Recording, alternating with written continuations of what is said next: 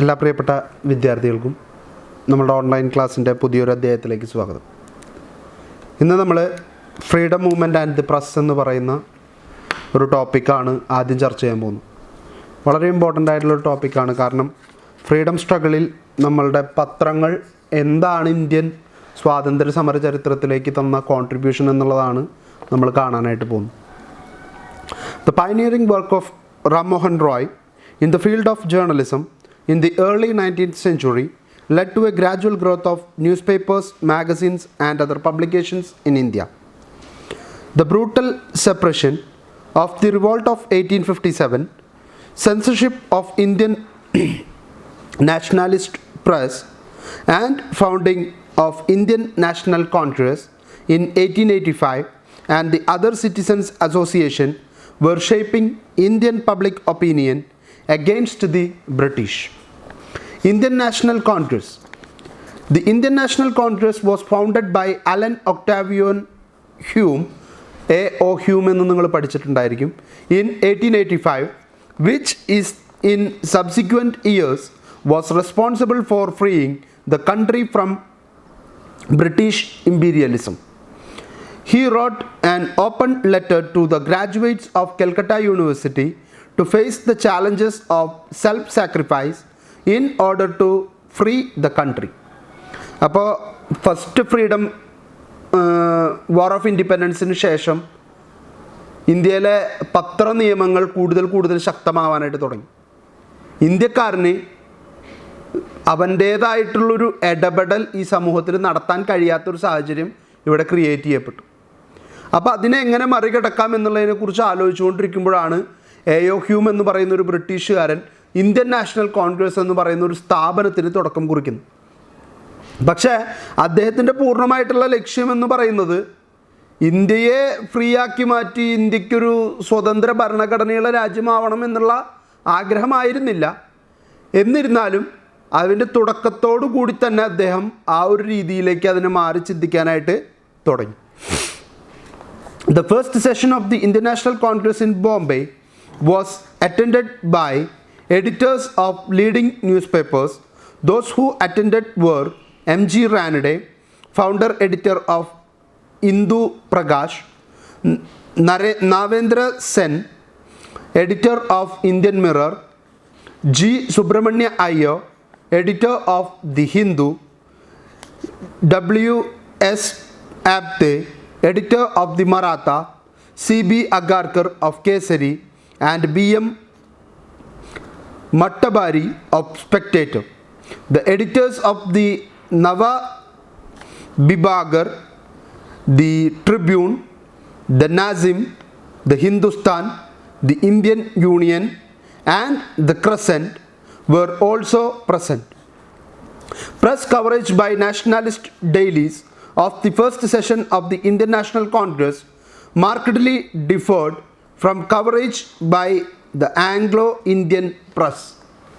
അപ്പോൾ ഒരുപാട് ഇന്ത്യൻ പത്രങ്ങളുടെ എഡിറ്റേഴ്സായിട്ടുള്ളവർ ഫസ്റ്റത്തെ ഇന്ത്യൻ നാഷണൽ കോൺഗ്രസിൻ്റെ സെഷൻ അറ്റൻഡ് ചെയ്യാനായിട്ട് പോയി. രണ്ട് നേട്ടമാണ് അതുകൊണ്ടുണ്ടായത്. ഒന്നാമത്തെ നേട്ടം എന്ന് പറയുന്നത് ഇന്ത്യൻ സ്വാതന്ത്ര്യ സമരത്തിന് ഊർജം പകരാൻ ഒരുപാട് എഡിറ്റേഴ്സിനെയും പത്രപ്രവർത്തകരെയും ലഭ്യമായി എന്നുള്ളതാണ് ആദ്യത്തെ നേട്ടം. രണ്ടാമത്തെ നേട്ടം എന്ന് പറയുന്നത് ഇതിലൂടെ ഇന്ത്യൻ നാഷണൽ കോൺഗ്രസിൻ്റെ പ്രവർത്തനങ്ങൾക്ക് ഒരു വലിയ മൈലേജ് കിട്ടാനായിട്ട് അത് കാരണമായി. ഒരു വൈഡ് റീച്ച് അതിന് കിട്ടാനായിട്ട് കാരണമായി. കാരണം ഇവർ അറ്റൻഡ് ചെയ്ത മീറ്റിംഗ് ആയതുകൊണ്ട് തന്നെ ഇവരെന്തായാലും ഇവരുടെ പത്രങ്ങളിലൂടെ അത് പ്രസിദ്ധീകരിക്കാനായിട്ട് തയ്യാറാവും. അപ്പോൾ അത് പ്രസിദ്ധീകരിക്കുമ്പോൾ കിട്ടുന്ന ആ ഒരു ഇമ്പാക്റ്റ് ഇന്ത്യയിലെ മൊത്തം ജനങ്ങളുടെ ഉള്ളിലേക്ക് ഇന്ത്യൻ നാഷണൽ കോൺഗ്രസ് INC ഇറങ്ങി വരാനായിട്ട് അത് കാരണമായി തീർന്നു. The post 1857 period witnessed more stringent regulation by the British government, especially for the vernacular press. Despite this, during the last quarter of the 19th century, what come to be known as a nationalist press expanded phenomenally.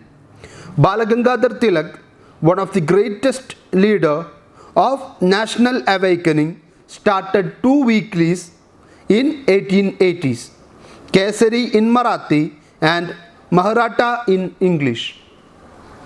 ഇപ്പോൾ ബാലഗംഗാധര തിലക് എന്ന് പറയുന്നത് INCയിലെ extremist വിഭാഗത്തിൽപ്പെട്ട തീവ്രവാദ വിഭാഗത്തിൻ്റെ വക്താവായിരുന്ന വ്യക്തിയാണ്. പക്ഷെ അദ്ദേഹവും പത്രങ്ങളിലൂടെയാണ് ജനങ്ങളുമായിട്ട് ഏറ്റവും കൂടുതൽ കമ്മ്യൂണിക്കേറ്റ് ചെയ്തിരുന്നത്. എന്തുകൊണ്ടാണ് ഈ ജനങ്ങളുമായിട്ട് കമ്മ്യൂണിക്കേറ്റ് ചെയ്യാൻ പത്രം തിരഞ്ഞെടുക്കുന്നത്? അന്നത്തെ കാലത്ത് ഏറ്റവും ചീപ്പസ്റ്റ് റേറ്റിൽ അവൈലബിൾ ആയിട്ടുള്ള ഏറ്റവും വലിയ മാസ് മീഡിയമാണ് എന്ത്? ന്യൂസ് പേപ്പർ എന്ന് പറയുന്നത്. അതുകൊണ്ടാണ് ഗാന്ധിജിയും ജവഹർലാൽ നെഹ്റുവും അതുപോലെ തന്നെ ഈ പറയുന്ന നമ്മളുടെ ബാലഗംഗാധർ തിലക്, ഗോപാലകൃഷ്ണ ഗോഖലെ അങ്ങനെയുള്ള ആളുകൾ പത്രങ്ങളിലൂടെ ഏറ്റവും കൂടുതൽ കമ്മ്യൂണിക്കേറ്റ് ചെയ്യാനായിട്ട് ശ്രമിച്ചിരുന്നു. In a leading article in Kesari on January 4th, 1881, Tilak compared the newspapers with night watchmen keeping the executive officers in fear of public opinion. Further, he expected the newspapers to help bring about improvement in social condition of the people by exposing what was evil and harmful. Government arrested Tilak in 1897 for publishing seditious article and he was awarded 18 years of imprisonment. But he was released before the completion of the term. Later he was exiled for 6 years in 1808 for offensive writing. He died in 1920. അപ്പോൾ ബാലഗംഗാധർ തിലക് അദ്ദേഹത്തിനാൽ കഴിയും വിധം Indian national കോൺഗ്രസിനും അതുപോലെ തന്നെ Indian സ്വാതന്ത്ര്യത്തിനും ഊർജം പകരാൻ വേണ്ടി വളരെ രൂക്ഷമായ ഭാഷയിൽ ജനങ്ങളെ പ്രബോധിപ്പിച്ചുകൊണ്ടും ഒപ്പം സമൂഹത്തിൽ നിലനിൽക്കുന്നതും സമൂഹത്തിന് അപകടകരമായിട്ടുള്ളതുമായിട്ടുള്ള വിഷയങ്ങളെ അദ്ദേഹത്തിൻ്റെ പത്രത്തിലൂടെ അദ്ദേഹം കൈകാര്യം ചെയ്തു. അതിൻ്റെ പേരിൽ 18 വർഷത്തെ ജയിൽ ശിക്ഷ അദ്ദേഹത്തിന് വിധിക്കുകയും ടേം പൂർത്തിയാകുന്നതിന് മുൻപ് അദ്ദേഹത്തെ പുറത്തിറക്കുകയും പിന്നീട് അദ്ദേഹത്തെ നാട് കടത്തുകയും ചെയ്തവരാണ് ബ്രിട്ടീഷുകാർ. പക്ഷേ ബാലഗംഗാധർ തിലക് അദ്ദേഹത്തിൻ്റെ കഴിവിൻ്റെ പരമാവധി കേസരിയിലൂടെയും മഹാരാട്ട എന്ന പ്രസിദ്ധീകരണത്തിലൂടെയൊക്കെ, നിങ്ങൾ ആലോചിക്കണം, ഇംഗ്ലീഷ് പത്രമാണ് മഹാരാട്ട. ആ ഒരു ഇംഗ്ലീഷ് പത്രം തുടങ്ങണമെങ്കിൽ ബാലഗംഗാധർ തിലകിന് അത്രയും അറിവുണ്ടായിരിക്കണം.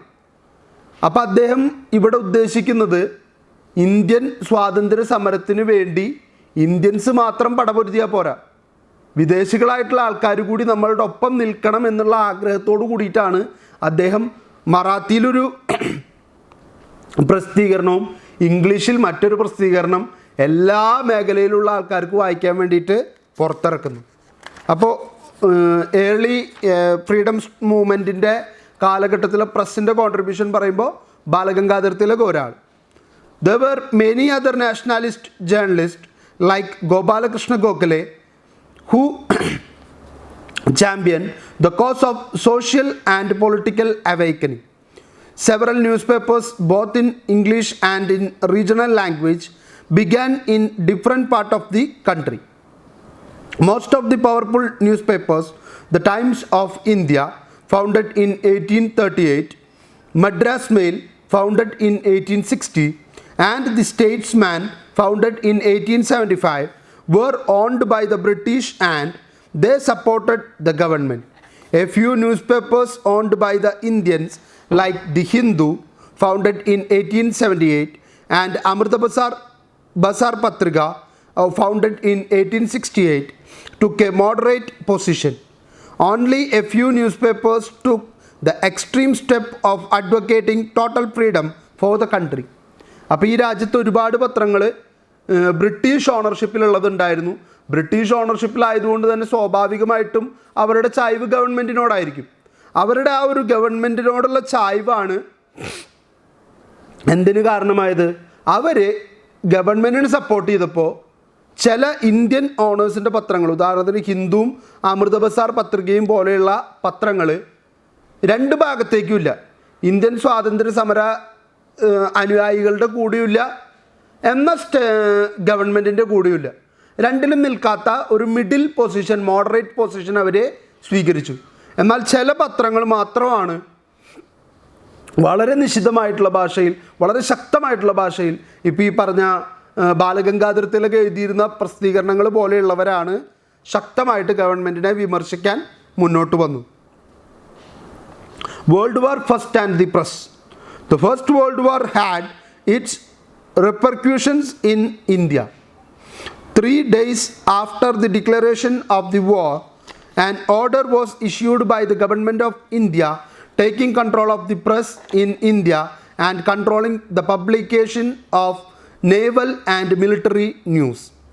The Anglo-Indian press opined that nationalist activities should give way to the necessities created by the war, but the Indian nationalist press pleaded that British government should accord to Indians the rights and liberties for which the Allies were fighting in Europe.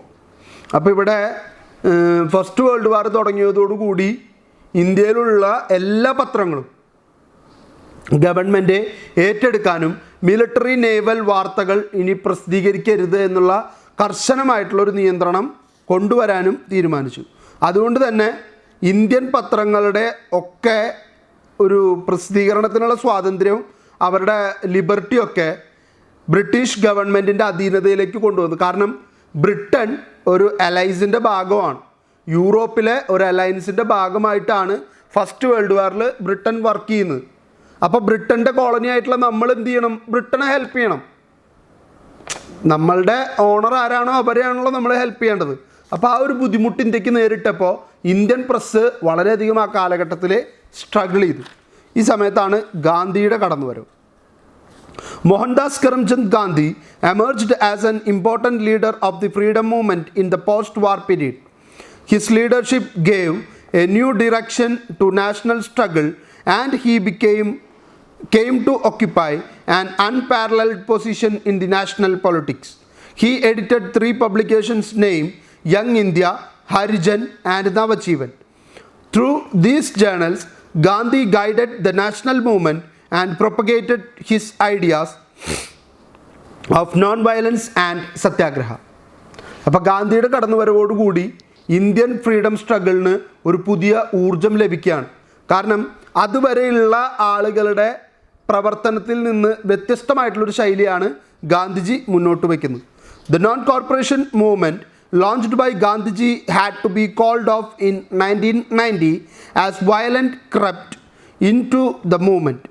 In the same year, the police and military fired on the unarmed and peaceful gathering of people at Jallianwala Bagh in Punjab. Many men, women and children were massacred. Press censorship was imposed.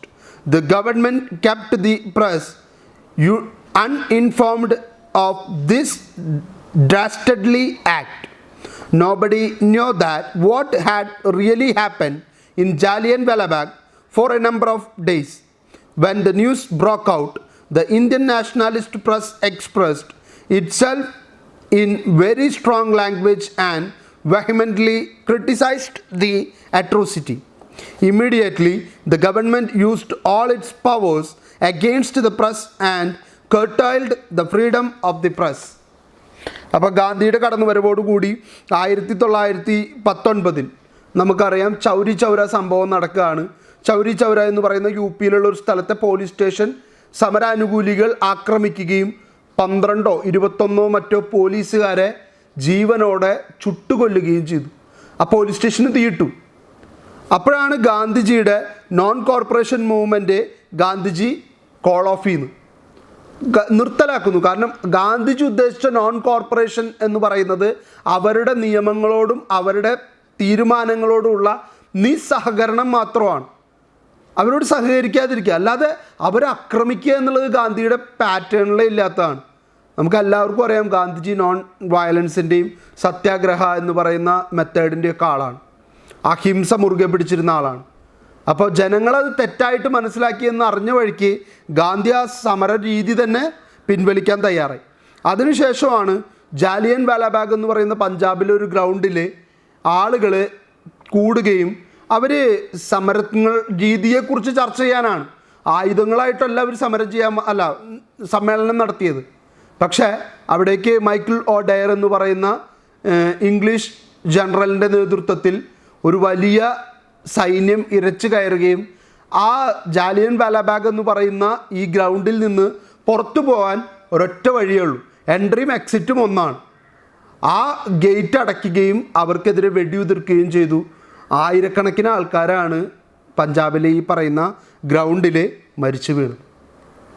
പക്ഷേ പ്രസ്സിനെ അന്ന് നിയന്ത്രിച്ച് നിർത്തിയതുകൊണ്ട് പ്രസ്സിന് ഈ വാർത്ത പ്രസിദ്ധീകരിക്കാനായിട്ട് പറ്റിയില്ല, പിറ്റേ ദിവസം പ്രസിദ്ധീകരിക്കാൻ പറ്റിയില്ല. പക്ഷെ കുറച്ച് ദിവസം കഴിഞ്ഞപ്പോൾ ഈ സംഭവം പലരും പറഞ്ഞ് വാമൊഴിയിലൂടെ ഇത് പത്രങ്ങളിലൂടെ പുറത്തു വരാൻ തുടങ്ങി. പുറത്തു വന്നപ്പോഴാണ് ഇന്ത്യൻ നാഷണലിസ്റ്റുകളൊക്കെ ഉണർന്നെഴുന്നേറ്റത്. ഇത്രയും വലിയൊരു സംഭവം ഇവിടെ നടന്ന കാരണം അവർ ശക്തമായിട്ട് തിരിച്ചടിക്കാനായിട്ട് തീരുമാനിക്കുന്നു. The government of India issued the Indian Press Ordinance of 1930 in order to control the press. This ordinance was passed especially to prevent the nationalist press from covering Gandhi's historic Dandi March in 1930. Newspapers were asked to deposit huge security whenever the authorities made a demand. These securities were later forfeited and fresh security were demanded. The punishment for more serious offences was the confiscation of the printing press itself. അപ്പോൾ 1930 ഗാന്ധിയുടെ എന്താ പറയുക civil disobedience നിയമലംഘന പ്രസ്ഥാനത്തിൻ്റെ ഭാഗമായിട്ട് ഉപ്പ് കുറുക്കൽ സമരം നടത്താൻ ഗാന്ധി സബർമതി ആശ്രമത്തിൽ നിന്ന് ദണ്ഡി കടൽ തീരം വരെ കാൽനടയായിട്ട് യാത്ര ചെയ്യാൻ തീരുമാനിച്ചു. ഈ യാത്രയെ അല്ലെങ്കിൽ ഈ സംഭവത്തെ റിപ്പോർട്ട് ചെയ്യാൻ നിന്ന പത്രങ്ങൾക്കെതിരെ ബ്രിട്ടീഷ് ഗവൺമെൻറ് ശക്തമായിട്ടുള്ള ആക്ഷൻ എടുക്കാൻ തീരുമാനിച്ചു.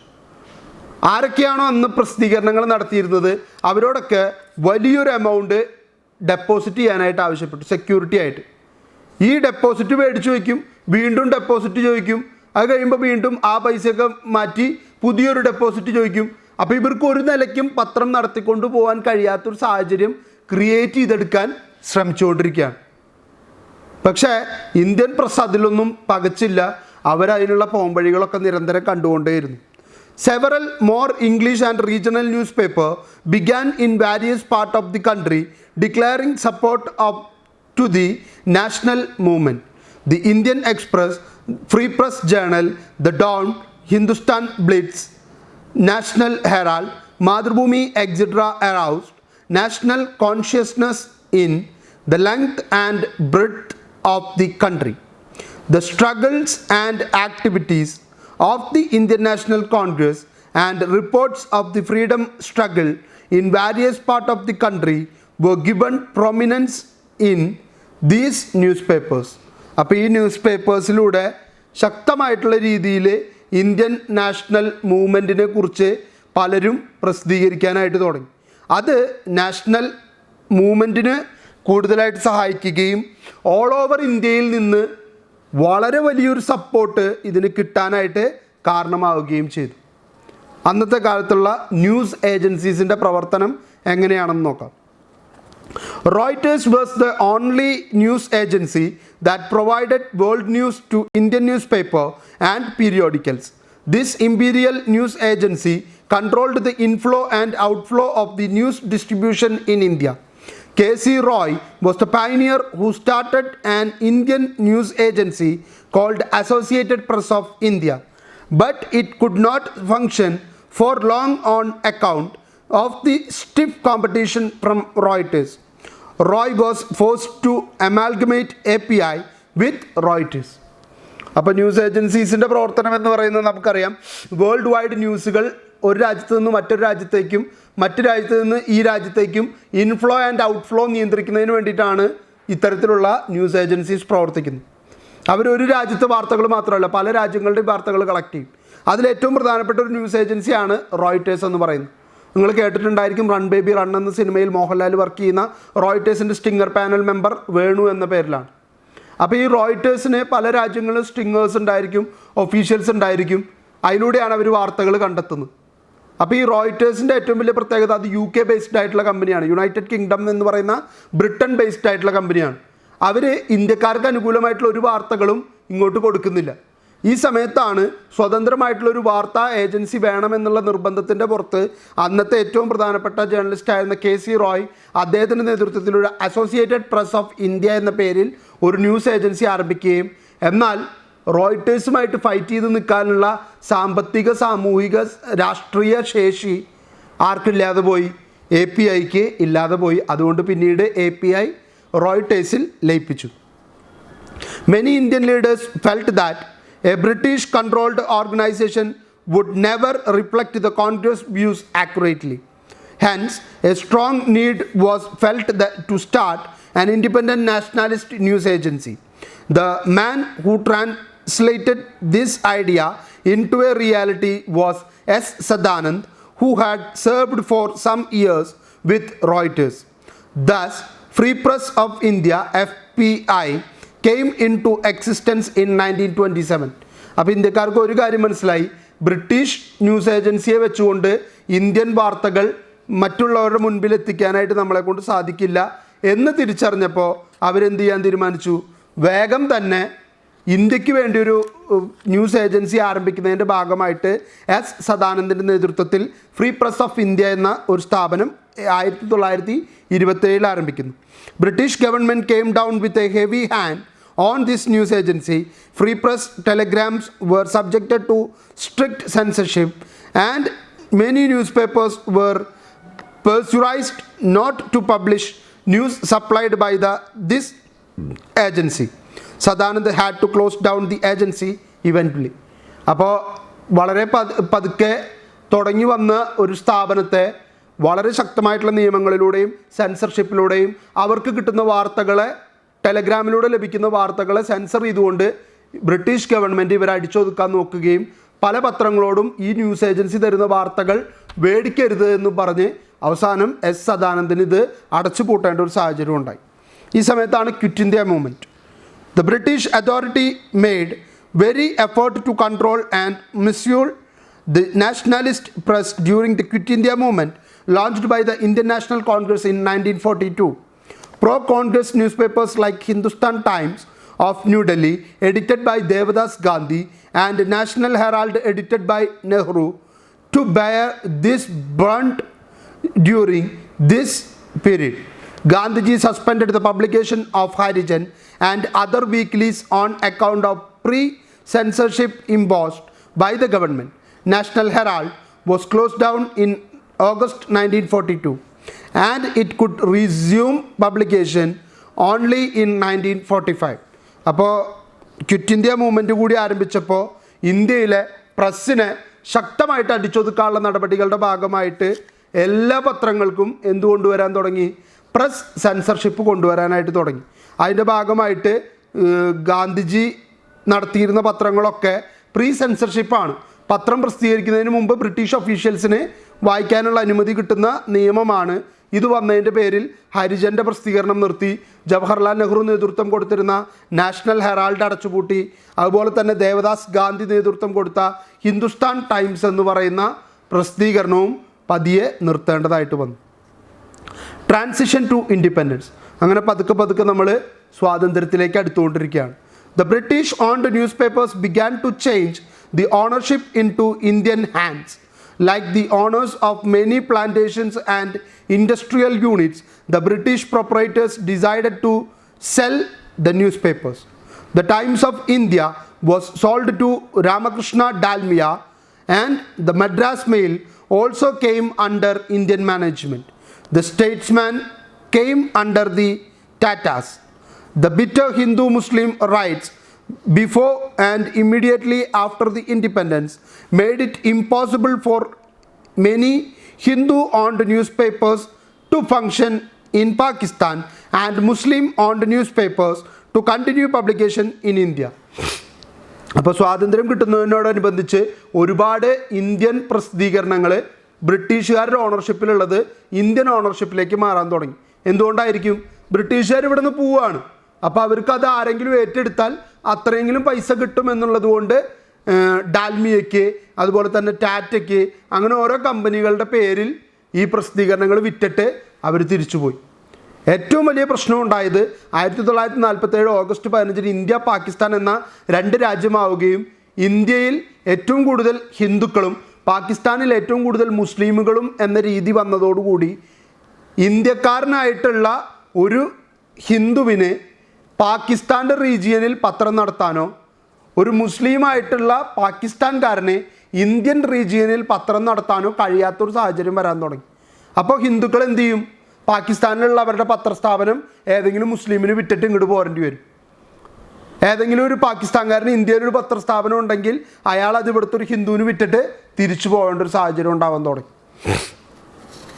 Tribune of Lahore, Pratap, Milap etcetera were shifted to India. പല പ്രസിദ്ധീകരണങ്ങളും പാകിസ്ഥാനിലാണ് പ്രസിദ്ധീകരിച്ചിരുന്നത്. അവരതൊക്കെ ഇന്ത്യൻ സോയിലിലേക്ക് പറിച്ചു നടാൻ തുടങ്ങി. The Dawn moved over to Pakistan. The Dawn എന്ന പത്രം പാകിസ്ഥാനിലേക്കും പോയി. Press Trust of India, a news agency promoted by the Indian newspapers, was established in 1947. 1947 Indian പ്രസിദ്ധീകരണങ്ങൾ മാത്രം ഉൾക്കൊള്ളിച്ചുകൊണ്ട് ഒരു ന്യൂസ് ഏജൻസിക്ക് തുടക്കം കുറിച്ചു. അതിൻ്റെ പേരാണ് press Trust of India.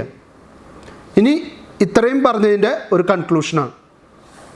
The saga of Indian freedom movement is almost synonymous with the history of Indian press. National consciousness was aroused, sustained and promoted by newspaper and periodicals. The Indian press played a valiant role in the struggle for freedom. The nationalist press had faced the wrath of the British by the way of censorship, fines, arrest, exiles, outright closure and suppression. A few succumbed to pressure, a few gave up voluntarily in the midst of the difficulties, and many others fought valiantly and came out victorious. The nationalist press showed a great sense of commitment and dedication during the struggle for the national freedom.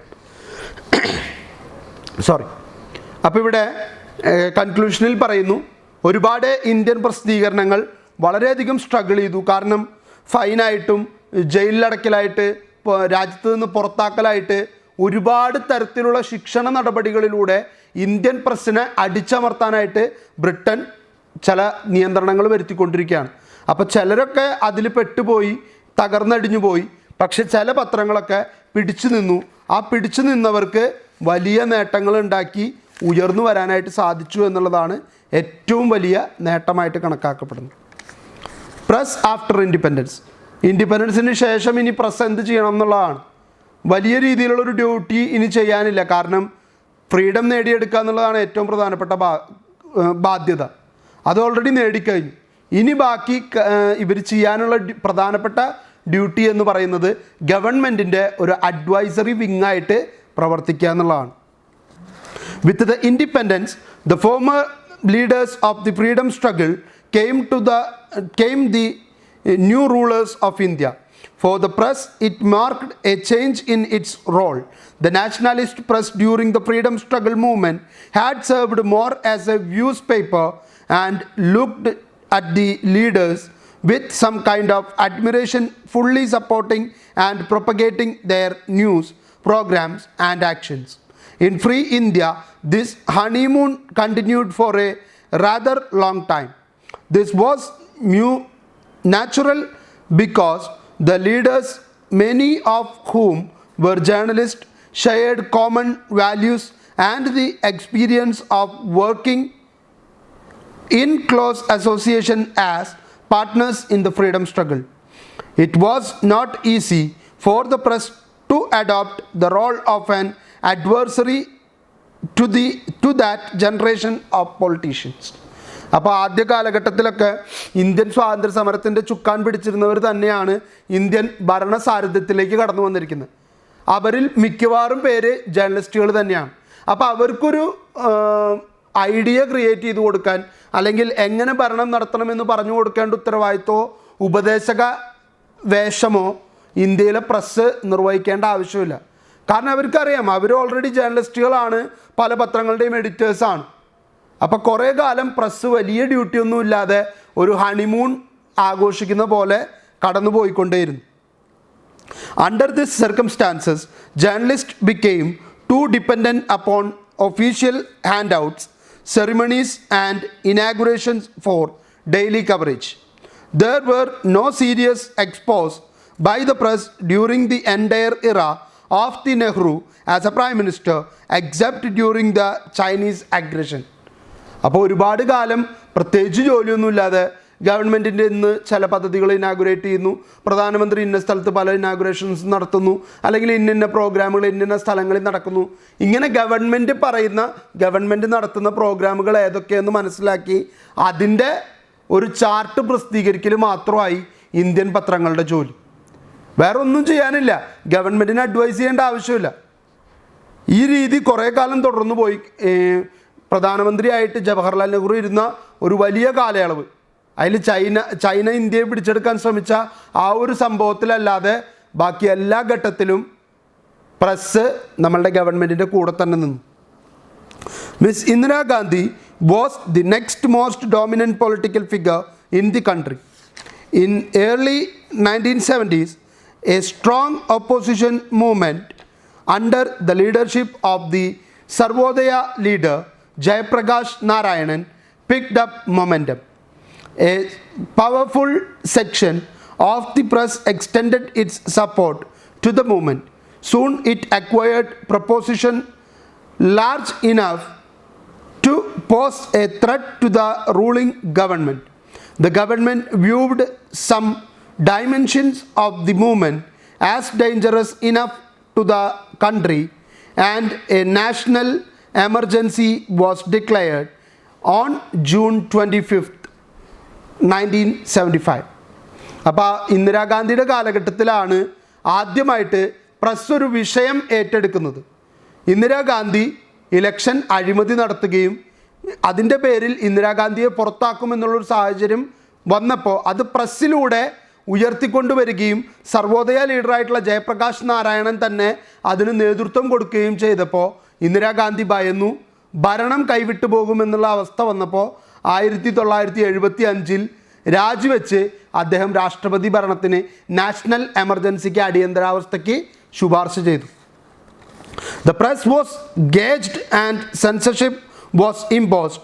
The 19 months of the emergency was darkest period for the Indian democracy, and the press was its easy victim. It is important to note that in these dark days, the press largely played a docile role, barring a few exceptions like the Indian Express and the Statesman, etc. 1975 national emergency പ്രഖ്യാപിച്ചതോടുകൂടി Indian പ്രസ്സിന് പ്രസിദ്ധീകരിക്കാൻ കഴിയാത്തൊരു സാഹചര്യം വന്നു. കാരണം press censorship അപ്പോൾ ഏർപ്പെടുത്തും. അതുകൊണ്ട് തന്നെ വളരെ ശക്തമായിട്ടുള്ള രീതിയിൽ അവരെ അടിച്ചമർത്താനായിട്ട് ഇന്ദിരാഗാന്ധി ആ നാഷണൽ എമർജൻസിയെ ഉപയോഗിച്ചു. When the press was asked to bend, the most of them choose to crawl, was the comment by L.K. Advani, the information and broadcasting minister under the Janata government, on the response of the press to emergency.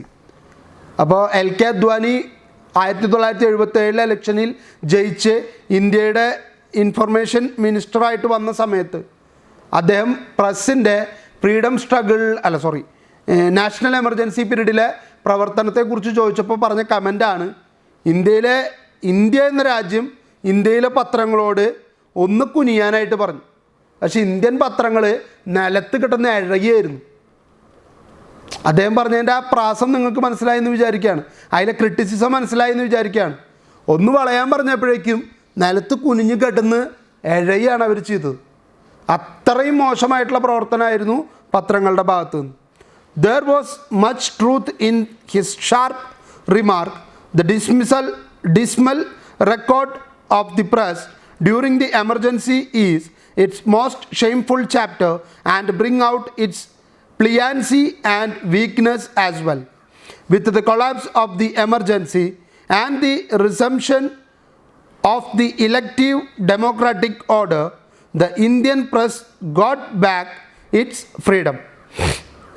The press in general, barring a few exceptions, but put up little fight during this time of the worst infringement on the freedom of the press.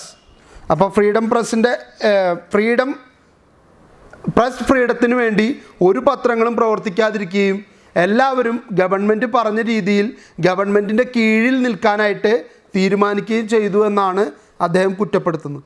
The exposure of 2G spectrum allocation scandal, which would have never come up to light but for the alert press, is just one example of the height of the Indian press can sometimes scale. Recent examples of scams unearthed by the media include scandals of coal allocation, Adarsh Flat, Commonwealth Games, Madhya Pradesh Vyabam, Haryana teachers recruitment, Waqf board land scandal, etc. But follow-up investigations of this public scam are lacking and are rarely pursued to the end. The press whips up interest in a scam to a crescendo, then forgets about it when another scam is unearthed. Such crisis reporting sells newspaper but does little to bring the guilty to book or to educate the public about the context of the corruption. അപ്പോൾ 2G spectrum അഴിമതി ഉൾപ്പെടെയുള്ള അഴിമതികൾ പുറത്തു കൊണ്ടുവന്നതിൻ്റെ കാരണം ഇന്ത്യയിലെ press അലേർട്ടായിരുന്നു എന്നുള്ളത് കൊണ്ട് തന്നെയാണ്. Press എപ്പോഴും ഒരു അഡ്വൈസറി ഫോർമാറ്റിലാണ് നിൽക്കുന്നതെങ്കിൽ ഇത്തരം വിഷയങ്ങൾ അറിയില്ല. ആദർശ് ഫ്ലാറ്റ് അഴിമതി, 2G spectrum, Commonwealth, call allocation, കൽക്കരിപ്പാടം അഴിമതിയൊക്കെ നിങ്ങൾ കേട്ടിട്ടുള്ളതല്ലേ. മധ്യപ്രദേശ് വ്യാപം, കേരളത്തിൽ PSC ഉള്ള പോലെയുള്ള സംഘടനയാണ്. അവർ റിക്രൂട്ട്മെൻറ്റ് നടത്തിയതിൽ വളരെ വലിയ പിഴവ് സംഭവിച്ചു. അതാണ് വ്യാപം. അതിൽ ജോലി ലഭിച്ചവർ ഓരോരുത്തരായിട്ട് മരിച്ചുകൊണ്ടിരിക്കുകയാണ്. കാരണം ആ പിന്നിൽ നിൽക്കുന്ന ശക്തി അത്രയും വലുതാണ്. ഇന്ത്യയിലെ ഏറ്റവും വലിയ പ്രശ്നം എന്ന് പറയുന്നത് ഒരു പ്രതിസന്ധി രൂപപ്പെട്ടാൽ അത് കുറച്ച് നാൾ വലിയ സംഭവമായിട്ട് കൊണ്ടു നടക്കും. വിത്തിൻ 2-3 ഡേയ്സ് പിന്നെ അതില്ല, പിന്നെ അടുത്തതായി. ഇതാണ് ഇവിടുത്തെ ഏറ്റവും വലിയ വിഷയം. കർഷക സമരം കത്തി നിൽക്കുന്ന സമയം ഉണ്ടായിരുന്നു. 2, 3, 4, 5, 6, 7, 8 ദിവസം. അടുത്ത ദിവസം വീണ്ടും വന്നു അടുത്തൊരു പ്രശ്നം. കേരളത്തിലേക്ക് ശ്രദ്ധ ക്ഷണിച്ചു ആൾക്കാരുടെ. കേരളത്തിലെ PSC റാങ്ക് ഹോൾഡേഴ്സ് സമരത്തിൽ അതൊന്ന് പച്ച പിടിച്ച് വരുമ്പോഴേക്കും അടുത്ത പ്രതിസന്ധി വന്നു. എലക്ഷൻ ഡേറ്റ് ഡിക്ലെയർ ചെയ്തു. പാർട്ടികൾ സ്ഥാനാർത്ഥി പട്ടിക ഉണ്ടാക്കാനുള്ള തിരക്കിൽ. അപ്പോൾ CPM-ൽ ആദ്യം പൊട്ടിത്തെറി, അത് കഴിയുമ്പോൾ LDF-ൽ പൊട്ടിത്തെറി. BJP കണ്ടെത്തിയ സ്ഥാനാർത്ഥി BJP-കാരനല്ല എന്ന് പറഞ്ഞിട്ട് സ്ഥാനാർത്ഥിത്വത്തിൽ നിന്ന് മാറിക്കുന്നു. ഓരോ ദിവസം പുതിയത് ഉണ്ടായി വരികയാണ്. അപ്പോൾ പഴയത് നീക്കി വയ്ക്കുക. Credibility is indeed the lifeblood of the press, no matter which government is in power. The period of the emergency showed how the credibility of the press could suffer. There are other reasons why credibility suffers, the major cause being heavy dependence of the media on official press releases by corporates and governments. And counter death are simply swallowed by most media houses without a pinch of salt. When, for example, there is a murder or riot, the police department handout is printed without any investigation. ഇന്നത്തെ പത്രങ്ങളുടെ ഏറ്റവും വലിയ പോരായ്മ എന്ന് പറയുന്നത് government തരുന്ന കണക്കിന്, government തരുന്ന വാർത്തകളെ, ഗവൺമെൻറ് തരുന്ന ന്യൂസ് റിലീസസിനെ മാത്രം ബേസ് ചെയ്തുകൊണ്ടാണ് പത്രപ്രവർത്തനം മുന്നോട്ട് പോകുന്നത്. ഇപ്പോൾ ഓഖി ചുഴലിക്കാറ്റ് വന്നു, കാണാതായവരുടെ ലിസ്റ്റ് ഗവൺമെൻറ്റാണ് തരിക. അത് പത്രം നേരിട്ട് അന്വേഷിച്ച് കണ്ടുപിടിക്കൊന്നുമില്ല. അപ്പോൾ അത് തന്നെ ഇങ്ങനെ പ്രസിദ്ധീകരിച്ചുകൊണ്ടിരിക്കുമ്പോൾ ഓവർ ഡിപ്പെൻഡൻസ് ഗവൺമെൻറ്റിനോട് വരും. അത് ഗവൺമെൻറ് കൃത്യമായിട്ട് യൂട്ടിലൈസ് ചെയ്താൽ ഗവൺമെൻറ്റിന് വേണ്ട വാർത്തകൾ മാത്രമേ പുറത്തു വരുള്ളൂ. On the spot investigative reports are few and far between. Further, journalists are inclined to accept many favors from the government, such as subsidized housing and medical facilities, and it is therefore not surprising that they rush to the same government when they have difference with editors and with the management, or when they demand higher salaries and better working conditions. The media is very important institution in a democracy. It is unhealthy to entrust it entirely to journalists. A vigilant public, court and press council are needed to keep a watchful eye on the media. ശരിക്കും പറഞ്ഞാൽ ഒരു പത്രത്തെ സംബന്ധിച്ചിടത്തോളം ആ പത്രം സ്വതന്ത്രമായിരിക്കണം, ഗവൺമെൻറ്റിന് over dependent ആവരുത്. കാരണം അവരവരുടെ സ്വാർത്ഥ താല്പര്യങ്ങൾക്ക് വേണ്ടി ഗവൺമെൻറ്റിനെ ഡിപ്പെൻഡ് ചെയ്താൽ ഗവൺമെൻറ്റിന് ആവശ്യമുള്ള വാർത്തകൾ മാത്രമേ പുറത്തു വരുള്ളൂ. അവർക്ക് ജനങ്ങളോടുള്ള ഉത്തരവാദിത്തം അവർക്ക് ചെയ്തു തീർക്കാൻ കഴിയാത്ത ഒരു സാഹചര്യം വരും. ഇനി അടുത്തത് പറയാൻ പോകുന്ന ടോപ്പിക്ക് എല്ലാ പരീക്ഷയ്ക്കും, ഒരു പരീക്ഷയ്ക്ക് പോലും ചോദിക്കാതിരിക്കാത്ത ചോദ്യമാണ്, എല്ലാ പരീക്ഷയിലും കണ്ടിട്ടുള്ള ചോദ്യം. 12 മാർക്കിൻ്റെ 15 മാർക്കിൻ്റെ എസ്സേ ആയിട്ട് ചോദിക്കുമെന്ന് 100% ഉറപ്പുള്ള ചോദ്യം. അതിലേക്കാണ് നമ്മളിനി അടുത്തത് കടക്കാൻ പോകുന്നത്. ഗാന്ധി ആസ് എ ജേർണലിസ്റ്റ് പല രീതിയിൽ ചോദിക്കും. Do you think that Mahatma Gandhi is A journalist? Elucidate this statement with suitable examples.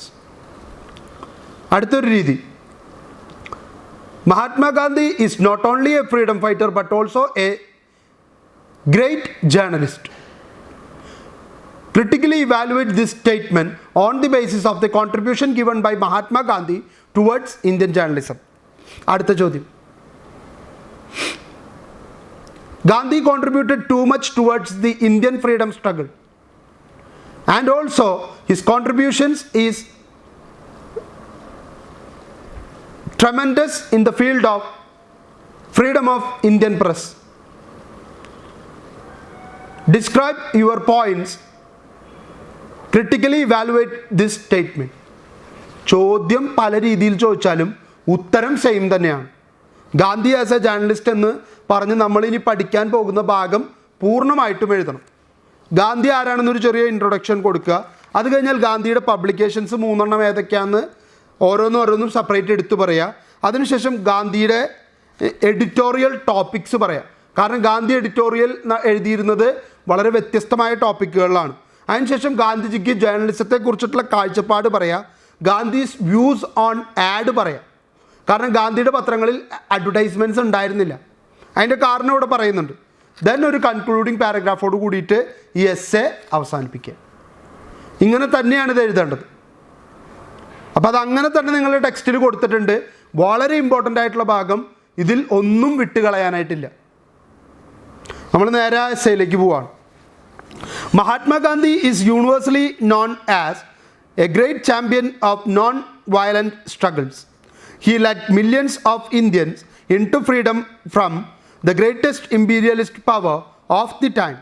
Along with the active leadership in the freedom struggle, Gandhi was also a great journalist and promoter of newspaper. His paper provided a great moral support and sense of direction to the non-violent freedom struggle movement against the colonialist. ഇപ്പോൾ ഗാന്ധി പത്രങ്ങളിലൂടെയാണ് ജനങ്ങളുമായിട്ട് സംവദിച്ചത്. അദ്ദേഹത്തിൻ്റെ പത്രങ്ങൾ freedom സ്ട്രഗിളിന് വളരെ വലിയൊരു കോൺട്രിബ്യൂഷനും non വയലൻസിലൂടെ എങ്ങനെ freedom നേടിയെടുക്കാമെന്ന് അദ്ദേഹം ഒരു മാർഗനിർദ്ദേശം നൽകുകയും ചെയ്തു. The British government passed the infamous Indian Press Act of 1910, which imposed a number of restrictions on the press. Many papers had to stop publication on the account of these restrictions. The Rowlatt Act of 1990 antagonized people and public opinion was against the British rule in India. The death of Bal Gangadhar Tilak in 1920s created a void in the leadership of Congress, and Gandhi emerged as the leader of the national movement. 1919 റൗളത്ത് ആക്റ്റും 1910 കൊണ്ടുവന്ന Indian press ആക്ടിലൂടെയും British government Indian പ്രസ്സിനെ ശക്തമായിട്ട് അടിച്ചമർത്താനായിട്ട് തീരുമാനിച്ചു. അതിനെതിരെ പടപൊരുതിയിരുന്ന ബാലഗംഗാധർ തിലക് 1920 മരിച്ചതോടുകൂടി ഇന്ത്യൻ ഫ്രീഡം സ്ട്രഗിളിനും ഇന്ത്യൻ നാഷണൽ കോൺഗ്രസിനും നേതൃത്വം കൊടുക്കാൻ ആളില്ലാതെ വരികയും ആ സമയം തന്നെ ഗാന്ധി നേതൃനിരയിലേക്ക് കടന്നു വരികയും ചെയ്തു. Gandhi's publication.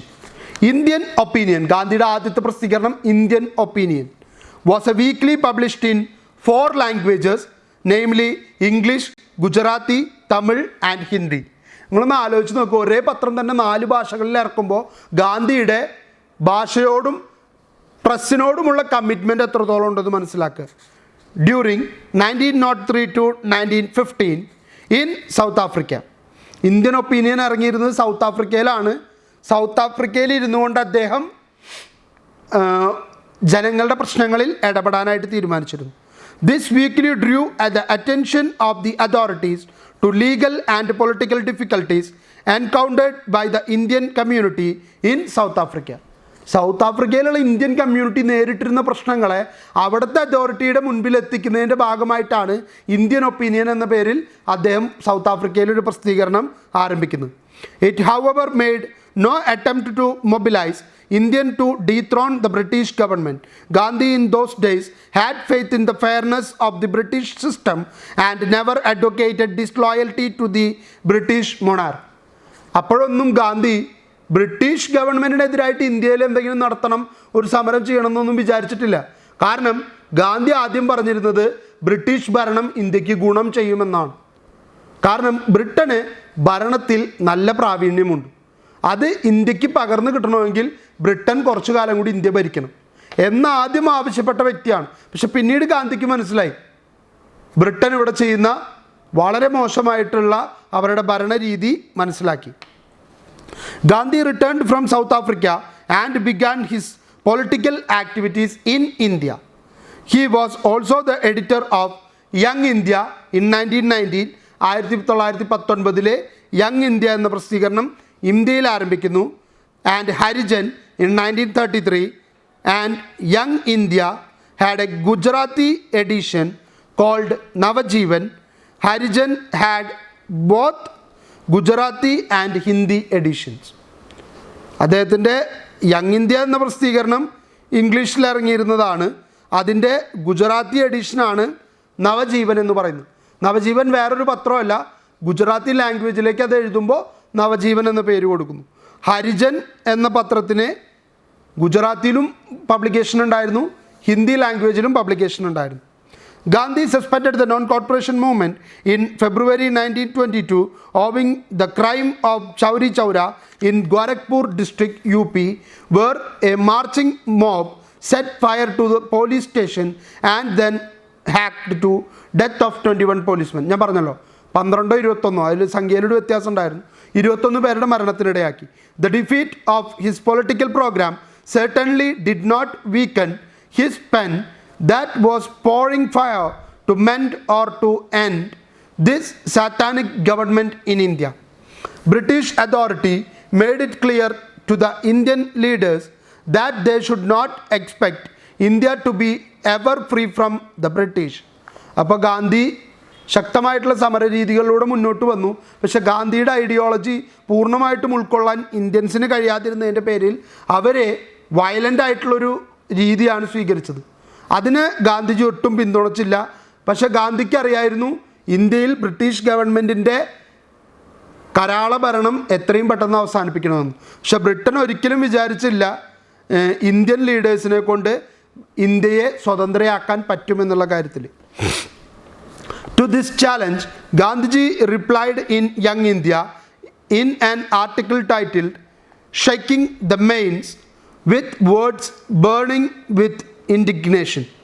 No empire intoxicated with the red wine of power and plunder of weaker races has yet lived long in this world, and this British Empire, which is based on an organized exploitation of physically weaker races of the earth and upon a continuous exhibition of brute force, cannot live if there is a just God ruling the universe. It is high time that the British people were made to realize that the fight that was commenced in 1920s is a fight to the finish. അപ്പോൾ അവരങ്ങനെ വിചാരിച്ചിട്ടില്ല എന്ന് പറഞ്ഞപ്പോൾ ഗാന്ധി അതിനൊരു reply കൊടുത്തു. ലോകത്ത് ഒരു ഭരണത്തിനും ഒരുപാട് കാലം അവരുടെ കരാള ഭരണം കൊണ്ടുപോകാനും ലോകത്തെ വീക്കർ സെക്ഷനെ അടിച്ചമർത്തിക്കൊണ്ട് ഹയർ സെക്ഷനായിട്ട് ഇരുന്നുകൊണ്ട് ഹയർ റേസായിട്ട് ഇരുന്നുകൊണ്ട് ഭരണം നടത്താൻ പറ്റില്ല. ബ്രിട്ടൻ ഒരു ദിവസം തിരിച്ചറിയും ഇന്ത്യക്കാരൻ്റെ ഈ സമരം അവന് ജയിക്കാൻ വേണ്ടിയിട്ടുള്ളതാണ്, അവന് ജയിക്കാനായിട്ട് ദൈവം കൂടെ നിൽക്കുമെന്നുള്ളത്. കാരണം ഈ യൂണിവേഴ്സ് മുഴുവൻ ഭരിക്കുന്ന, ഈ ലോകം മുഴുവൻ നിയന്ത്രിക്കുന്ന ഒരു ദൈവമുണ്ടെങ്കിൽ ആ ദൈവം ഇതിനെ അവന് വഴി കാണിച്ചു കൊടുക്കും. ഒപ്പം തന്നെ ഗാന്ധി പറയാണ്, ബ്രിട്ടീഷുകാർ ഒരു കാര്യം മനസ്സിലാക്കും, ഈ സമരം ഞങ്ങളിപ്പോൾ തുടങ്ങിയിട്ടുള്ളത് ഇതൊരു അവസാനം കണ്ടിട്ടേ നിർത്തുള്ളൂ, അതായത് സ്വാതന്ത്ര്യം നേടിയിട്ടേ നമ്മൾ അവസാനിപ്പിക്കുകയുള്ളൂ എന്ന് ഗാന്ധി ശക്തിയുക്തം അവർക്കെതിരെ ഒരു മറുപടി കൊടുത്തു.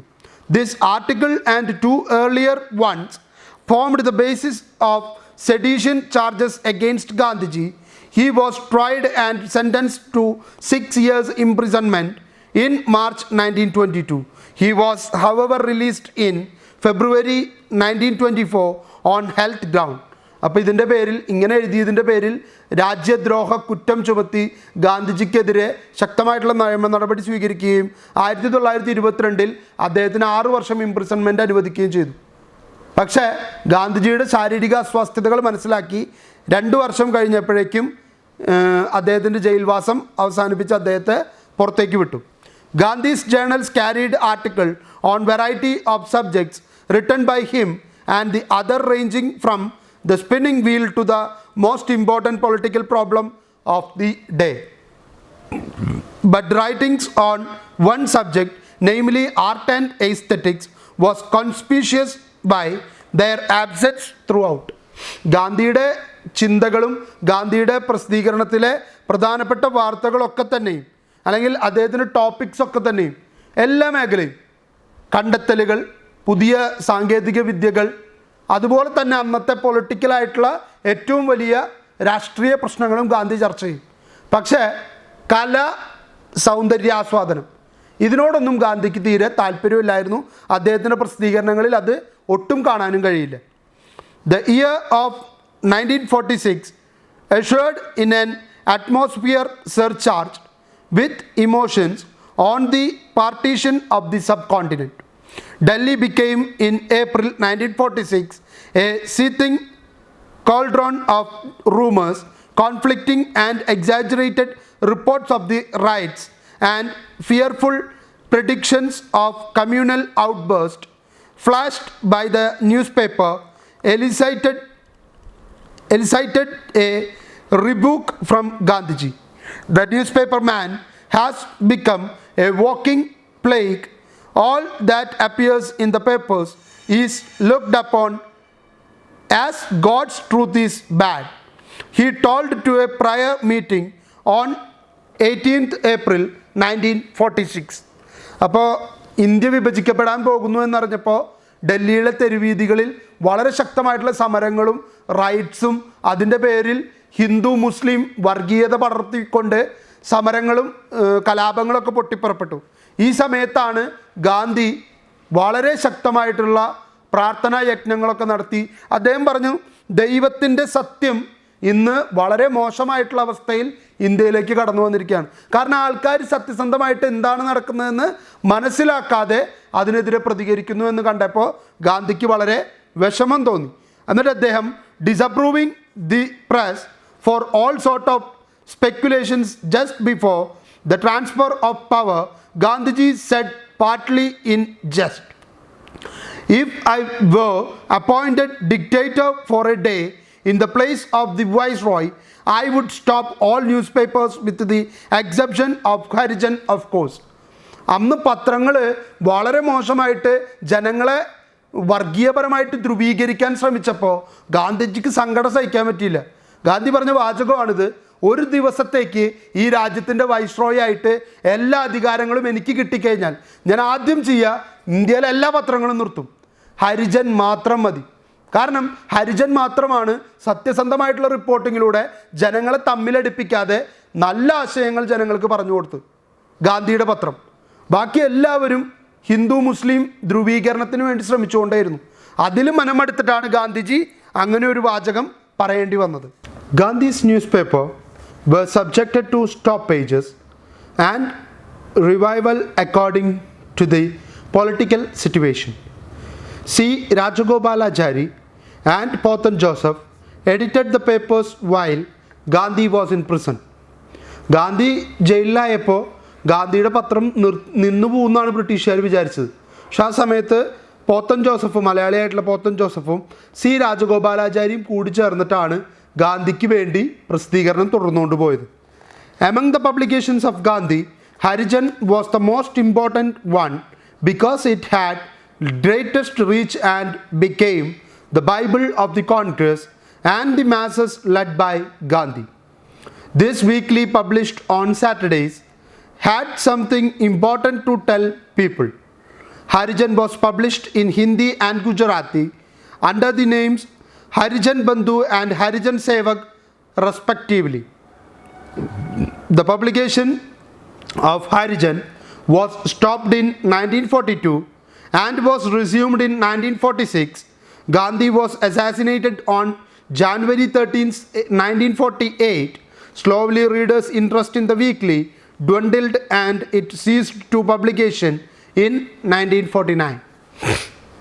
അപ്പോൾ ഗാന്ധിയുടെ പ്രസിദ്ധീകരണങ്ങളിൽ തന്നെ ഏറ്റവും മികച്ചത് അല്ലെങ്കിൽ ഏറ്റവും പ്രധാനപ്പെട്ടത് എന്ന് കരുതപ്പെടുന്നത് അദ്ദേഹത്തിൻ്റെ ഹരിജൻ എന്ന പ്രസിദ്ധീകരണമാണ്. ഹിന്ദി ഗുജറാത്തി എഡിഷൻസ് ഉണ്ടായിരുന്നു. രണ്ടിനും ഒരുപാട് റീഡേഴ്സ് ഉണ്ടായിരുന്നു. അദ്ദേഹത്തിൻ്റെ 1942 അതിൻ്റെ പബ്ലിക്കേഷൻ സ്റ്റോപ്പ് ചെയ്യേണ്ടി വന്നു. അതിനുശേഷം 1946 വീണ്ടും തുടർന്നെങ്കിലും 1948 ഗാന്ധി മരിച്ചതോടുകൂടി റീഡേഴ്സിൻ്റെ എണ്ണം ക്രമാതീതമായിട്ട് കുറയുകയും 1949 പബ്ലിക്കേഷൻ അവസാനിപ്പിച്ച് ഈ പത്രം അടച്ചുപൂട്ടുകയും ചെയ്തു. Impact of Gandhi's publication. The national freedom struggle gained tremendous momentum under Gandhi's leadership. The weeklies published by him had deep impact and he allowed other newspapers to copy from his weeklies. The views expressed by him in the weeklies always made an impact on the government. He also urged other newspapers to be free and frank in expressing their views and opinions. അപ്പോൾ ഗാന്ധി കൊണ്ടുവന്ന ഏറ്റവും വലിയൊരു പ്രതിഫലനം എന്ന് പറയുന്നത്, impact എന്ന് പറയുന്നത്, ഗാന്ധിയുടെ പ്രസിദ്ധീകരണങ്ങൾ ആളുകളിലേക്ക് വളരെയധികം പ്രചോദനമായി മാറുകയും അദ്ദേഹത്തിൻ്റെ പ്രസിദ്ധീകരണങ്ങളിൽ അദ്ദേഹം കൊടുക്കുന്ന വ്യൂസ് മറ്റാർക്ക് വേണമെങ്കിലും ഫ്രീ ആയിട്ട് കൊണ്ടുപോയി അവരുടെ പ്രസിദ്ധീകരണത്തിൽ കൊടുക്കാം. കാരണം ഇതിനെല്ലാത്തിൻ്റെയും ഒരു ലക്ഷ്യമുള്ളൂ, ജനങ്ങളിലേക്ക് വിവരങ്ങൾ എത്തണം, വിശദമായിട്ടുള്ള പഠനം ഇതിനെക്കുറിച്ച് നടക്കണം. അതുകൊണ്ട് ഗാന്ധി അതിനൊന്നും കാര്യമായിട്ട് എടുത്തില്ല. ആരാളുടെ പത്രത്തിൽ നിന്ന് കൊണ്ടുപോയി അവരുടെ പത്രത്തിൽ പ്രസിദ്ധീകരിച്ചാലും ആൾക്ക് വിരോധമില്ല. കാരണം ആളുടെ വ്യൂസാണ് ജനങ്ങളിലേക്ക് എത്തിക്കാൻ ആൾ ആഗ്രഹിക്കുന്നത്. എഡിറ്റോറിയൽ ടോപ്പിക്സ്, ഗാന്ധി തിരഞ്ഞെടുത്ത editorial topics. All these journals which Gandhiji described as newspaper were organ of political and social movement and discussed with intensity and concentration the problems that demanded immediate action. The topics and their treatment in the journals varied according to the historical contingency. But at the same time, there was a common refrain running through them all, namely the insistence on the truth and non-violence, on fairness to all and the public good. These principles provide a universal framework within which Gandhiji's thinking and acting could function.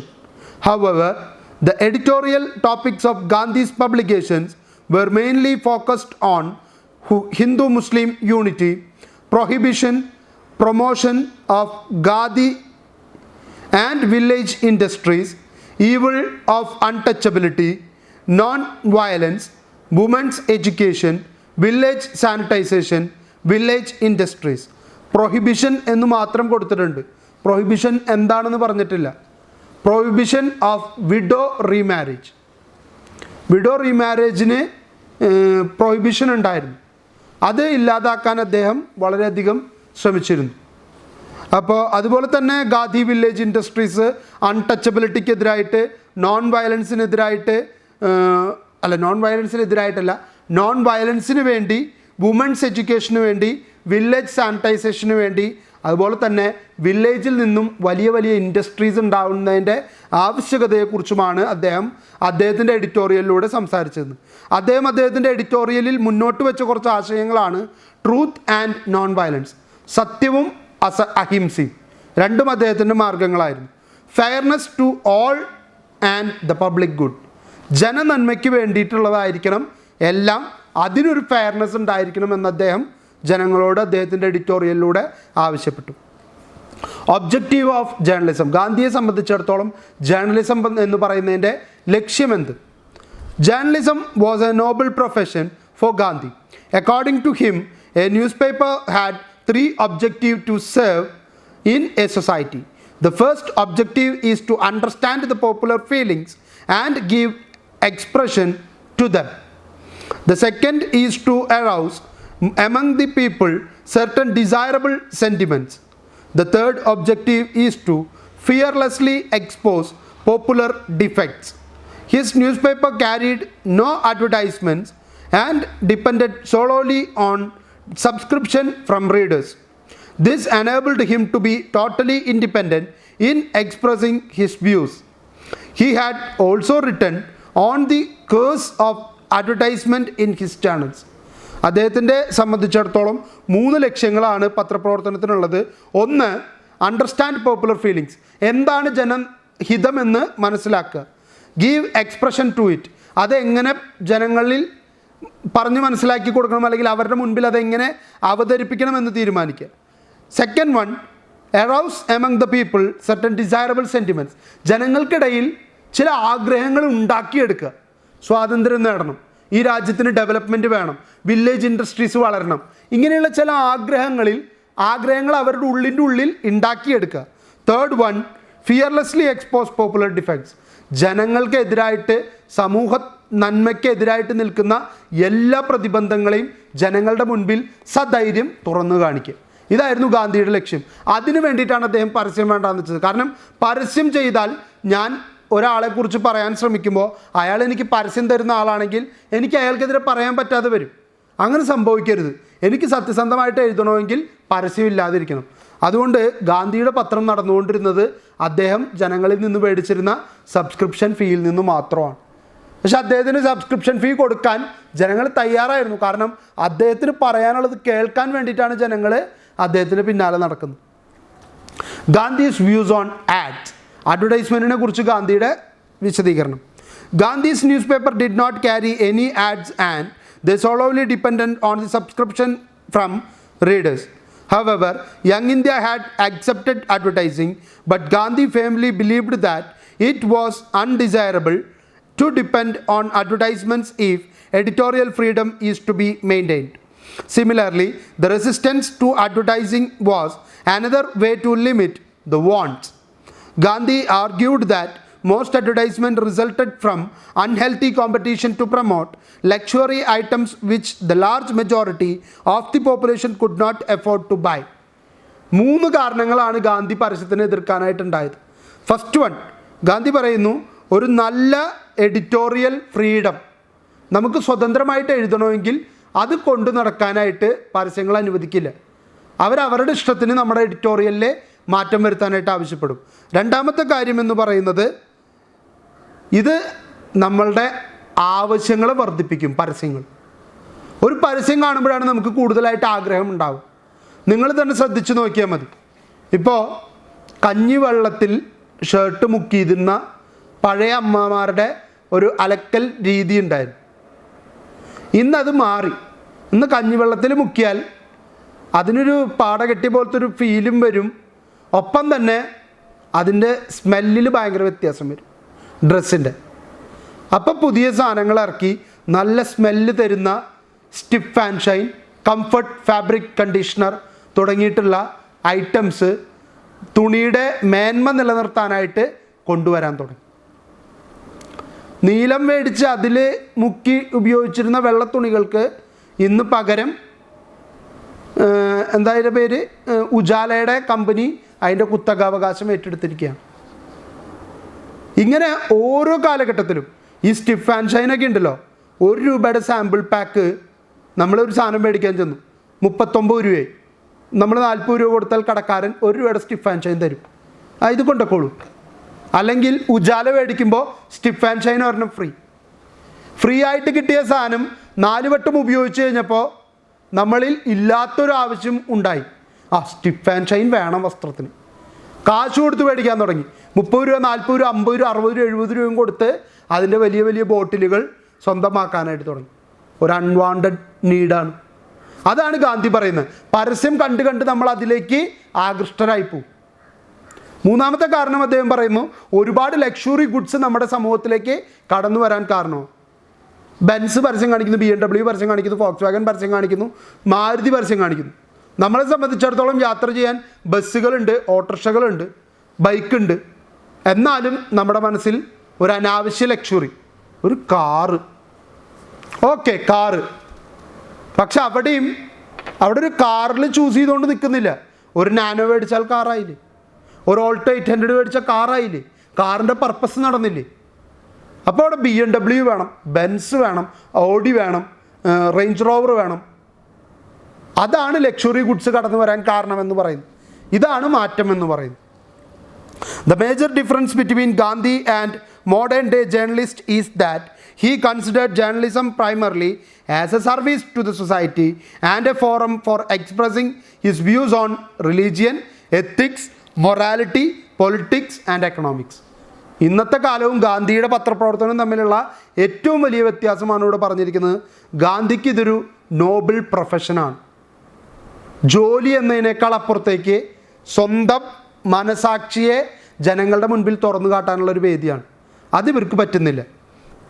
Many proprietors and editors look upon their work primarily as a business motivated by consideration of profit, economic advantage and social prestige. Gandhi wrote in his autobiography, "The sole aim of journalism should be service." But media barons like Rupert Murdoch declared, "We are in the entertainment business." Gandhi അദ്ദേഹത്തിൻ്റെ പുസ്തകത്തിൽ പറഞ്ഞു, journalism എന്ന് പറയുന്നത് അദ്ദേഹത്തെ സംബന്ധിച്ചിടത്തോളം അതൊരു സർവീസായിരിക്കണം, സേവനമായിരിക്കണം. പക്ഷേ star communications എന്ന് പറയുന്ന ഏഷ്യാനെറ്റ് ഉൾപ്പെടുന്ന മീഡിയ വിഭാഗത്തിൻ്റെ തലവനായിട്ടുള്ള റുബർട്ട് മർഡോക്ക് പറയാണ്, ഞങ്ങൾ ചെയ്യുന്നത് സർവീസല്ല, ഞങ്ങളൊരു എൻ്റർടൈൻമെൻറ്റ് ബിസിനസ്സാണ് ചെയ്യുന്നത്. ഞങ്ങൾക്കിത് ബിസിനസ്സാണ്. Business is only profit making. അപ്പോൾ ഞങ്ങളിവിടെ ചെയ്യുന്നത് പ്രോഫിറ്റ് മേക്കിംഗ് ആണ്, അല്ലാതെ ജനങ്ങളെ സംരക്ഷിക്കലോ ജനങ്ങൾക്ക് സർവീസ് ചെയ്യലോ അല്ല. Gandhian approach to media and the present day trend in journalism are evident from these two statements. Freedom of the press is essentially freedom of the speech and expression for citizens. But for the many media magnates consider this freedom as a freedom to publish and promote anything they want. നമ്മുടെ രാജ്യത്ത് freedom ഉണ്ട്, press freedom അനുവദിക്കപ്പെട്ടിട്ടുണ്ട്. പക്ഷെ press freedom അനുവദിക്കപ്പെട്ടിരിക്കുന്നത് ജനങ്ങൾക്ക് വേണ്ടി സേവനം ചെയ്യാനാണ്. പക്ഷെ ഇന്നത്തെ മീഡിയകൾ തെറ്റിദ്ധരിക്കപ്പെടുകയാണ്. അവർ വിചാരിക്കുന്നത് അവർക്ക് തോന്നിയത് എന്തും പ്രസിദ്ധീകരിക്കാനുള്ള സ്വാതന്ത്ര്യമാണ് അവർക്ക് കിട്ടിയിരിക്കുന്നതെന്നാണ്.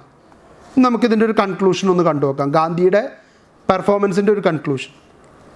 Gandhi was a great force to be reckoned with the Indian freedom struggle. The noble objectives held by him in journalism are a model for media professionals and institutions. His papers promoted national feelings and gave a sense of direction to the freedom struggle. Gandhiji was certainly an editor with a difference. Although his objectives in journalism are uncompromising, demanding, and financially unviable in the present context, it is worthwhile to emulate the spirit of Gandhian journalism. ഇത് ഗാന്ധിജിയുടെ കാലഘട്ടത്തിൽ ഗാന്ധിജിയെ സംബന്ധിച്ചിടത്തോളം media എന്ന് പറയുന്നത്, paper എന്ന് പറയുന്നത് ജനങ്ങൾക്ക് ഫ്രീഡം സ്ട്രഗിളിലേക്ക് ഒരു വഴി കാട്ടാനുള്ളതായിരുന്നു. ഗാന്ധിയുടെ പലതരത്തിലുള്ള എഡിറ്റോറിയൽ ടോപ്പിക്സ് കാണിക്കുന്നത് ഗാന്ധിക്ക് ഈ പ്രൊഫഷനോടുള്ള അമിതമായിട്ടുള്ള താല്പര്യമാണ്. അതുപോലെ തന്നെ അദ്ദേഹം ഒരിക്കലും ഒരു ജേർണലിസത്തെ ഒരു വർക്കിംഗ് പ്രൊഫഷനായിട്ട് കണ്ടിട്ടില്ല. അദ്ദേഹം ഒരു നോബിൾ പ്രൊഫഷനായിട്ടൊരു സർവീസായിട്ടാണ് കണ്ടിരുന്നത്. അതാണ് ഇന്നത്തെ കാലഘട്ടവും അന്നത്തെ കാലഘട്ടവും തമ്മിലുള്ള മാറ്റം. ഇനി ഗാന്ധീസ് കോൺട്രിബ്യൂഷൻ ടുവേർഡ്സ് ജേർണലിസം എന്ന എസ്സേ വളച്ചും തിരിച്ചും മറിച്ചൊക്കെ ചോദിച്ചാലും ഇതൊക്കെ തന്നെയാണ് ഉത്തരം എഴുതേണ്ടത്. ആദ്യം ഗാന്ധിയെക്കുറിച്ചൊരു ഇൻട്രൊഡക്ഷൻ, അതിനുശേഷം ഗാന്ധീസ് പബ്ലിക്കേഷൻ, 3 എണ്ണവും പറയണം. ആദ്യം ഇന്ത്യൻ ഒപ്പീനിയൻ സൗത്ത് ആഫ്രിക്കയിലെ ഇന്ത്യക്കാർക്ക് വേണ്ടി എന്ന് പറയണം. അതിനുശേഷം അദ്ദേഹത്തിൻ്റെ Harijan, young India Gujarati edition ഉണ്ടായിരുന്നു, നവജീവൻ. ഹരിജന് 2 എഡിഷൻ ഉണ്ടായിരുന്നു, ഗുജറാത്തിയും ഹിന്ദിയും, രണ്ടിൻ്റെയും പേര് സെയിം തന്നെ. ഓരോരുത്തരും അദ്ദേഹം കൊണ്ടുവന്ന കോൺട്രിബ്യൂഷൻ, അദ്ദേഹം ഓരോ സമയത്ത് ജയിലിൽ പോയ സമയത്ത് എങ്ങനെ പേപ്പർ തുടർന്നുകൊണ്ട് പോയി എന്നുള്ളതും, അദ്ദേഹം അവസാന ഘട്ടത്തിൽ 1946 പത്രങ്ങൾക്കെതിരായത് എന്തുകൊണ്ട് എന്നുള്ളതും കൂടി പറഞ്ഞതിന് ശേഷം ഇമ്പാക്റ്റ് ഓഫ് ഗാന്ധീസ് പബ്ലിക്കേഷൻ പറയാം.